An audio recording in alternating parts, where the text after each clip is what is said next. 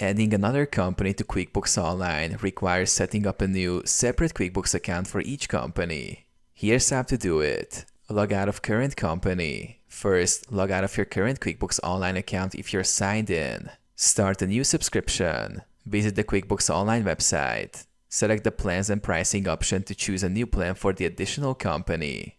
Click on Buy Now or Start Free Trial depending on your preference. Enter company information. During setup, enter a new company's information such as company name, industry, business type, and other necessary details. Use same login. If you want to manage multiple companies under the same login, use the same email address you used for your first company account. QuickBooks Online allows multiple company accounts under the same email. Switch between companies. Once set up, you can switch between companies by clicking the gear icon and selecting Switch Company. This option appears when you have multiple company accounts linked to the same email.